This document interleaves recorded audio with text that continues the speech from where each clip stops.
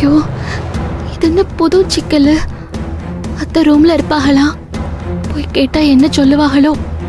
துளசி அவங்க அம்மா வேற இருப்பாங்களே, என்ன பண்றது?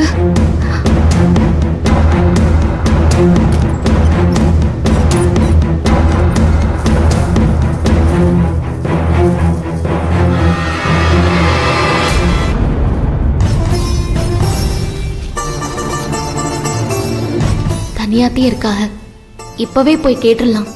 வெள்ளக்காப்பலி கருப்பா, நீதான் துணையா இருக்கணும்.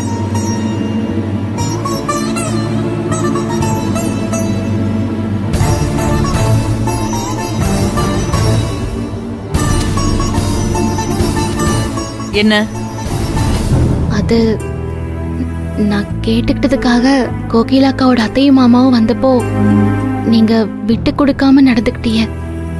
அதுக்கு நான் உங்களுக்கு எவ்வளவு நன்றி சொன்னாலும் பத்தாது. நீங்க செஞ்ச உதவிக்கு நன்றிங்கிறது கூட ரொம்ப சின்ன வார்த்தை. ஆனா வேற எப்படி சொல்றது, என்னன்னு சொல்றதுன்னு எனக்கு தெரியல. நீ சொன்ன வரைக்கும் போதும், போ.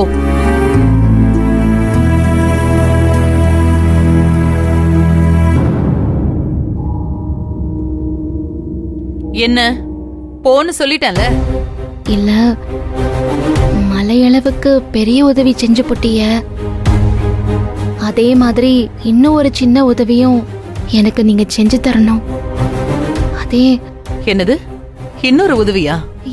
இல்ல, நீங்க நினைக்கிற மாதிரி ஒன்னும் இல்ல. உங்களை நான் கஷ்டப்படுத்த மாட்டேன். ரொம்ப சின்ன சின்ன உதவிதே. தயவு செஞ்சு கருணை காட்டி செய்யணும். அக்காவோட அத்தையும் மாமாவும் இங்க இருந்து நேரா ஊருக்கு போயிருக்காங்க. அங்க போய் என் அப்பா அம்மாவை பார்த்து இங்க நடந்த எல்லாத்தையும் சொல்லிருக்காங்க. அதுக்கு நான் என்ன செய்ய? இல்ல, நீங்க செஞ்சதே ரொம்ப பெருசு. அதுக்குதே அப்பாவும் அம்மாவும் உங்களுக்கு நன்றி சொல்லணும்னு நினைக்கிறாங்க. எனக்கு யாரோட நன்றியும் தேவையில்ல. தயவு செஞ்சு கோச்சுக்கிறாதீங்க. என் மேல உங்களுக்கு கோவம் இருந்தாலும் நீங்களும் 2 பிள்ளைகளை பெத்தவங்க தானே. என் வாழ்க்கை இப்படி ஆகும்னு அப்பா அம்மாவும் நினைச்சு கூட பாத்திருக்க மாட்டாங்க. எனக்கு நடந்த கொடுமைக்கும் அப்பா அம்மாவுக்கும் எந்த சம்பந்தமும் இல்லை.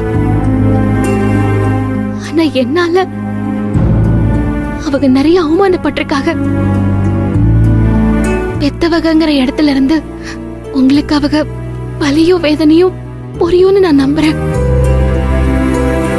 நானும் அக்காவும் எப்படி இருக்கோன்னு கூட வந்து பார்க்க முடியாத சூழ்நிலையில அவங்க எப்படி மனசு மறங்கி போயிருப்பாங்கன்னு உங்களால புரிஞ்சுக்க முடியும்.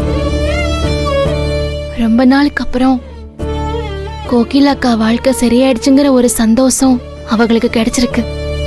அதுவும் என்னால கெட்டு போயிடக்கூடாதுந்தே உங்க முன்னாடி நான் கையேந்தி நிக்கிறேன்.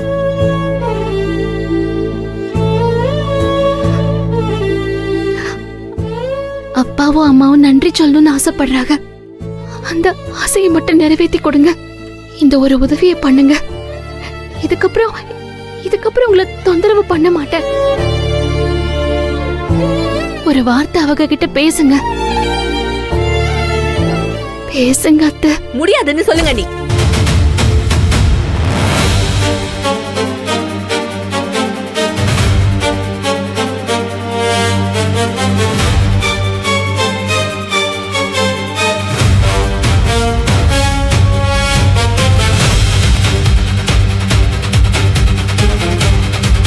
அண்ணி, இவளை பத்தி கேள்விப்பட்டப்ப கூட நான் நம்பல. ஆனா இப்பதானே தெரியுது இவ எப்பேற்பட்ட காரியக்காரின்னு. ஐயோ, ஒன்னும் தெரியாத பச்சை மண்ணு மாதிரி மூஞ்சிய வச்சுக்கிட்டு என்ன நடிப்பு நடிக்கிறா. உங்ககிட்ட எப்படி எல்லாம் பேசி மாயமெல்லாம் பண்ணி அவ அக்காக்காரியோட மாமனாரையும் மாமியாரையும் வர வச்சிருக்கானே. வர மட்டுமா வச்சிருக்கா, உங்களையே உபச்சாரம் பண்ண வச்சுட்டாளே. ஆனாலும் இந்த சாமர்த்தியம் எல்லாம் எங்க குடும்ப பொம்பளைங்களுக்கு வராதமா?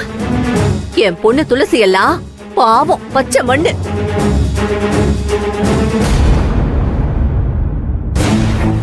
இவ்ளோ கிரிமினலா யோசிக்க தெரிஞ்சிருந்தா என் பொண்ணு இப்படி இந்த வீட்ல வேலைக்காரி மாதிரியா இருப்பா? துளசி இருந்து ஆள வேண்டிய இடத்துல இவ எப்படி வந்து உக்காந்துருக்கான்னு இப்பதானே தெரியுது. அண்ணே, இவ சொல்றான்னு யார்கிட்டயும் நீங்க பேசாதீங்க. அக்கா குடும்பத்தை உள்ள கொண்டு வந்தா இப்ப அம்மாவையும் அப்பாவையும் உள்ள கொண்டு வர பாக்குறா.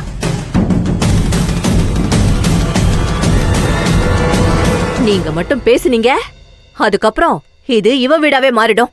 ஐயோ, இல்ல இல்லம்மா அத்தை, இல்ல அத்தை, அப்பாவும் அம்மாவும் நன்றி சொல்லணும். போதும்.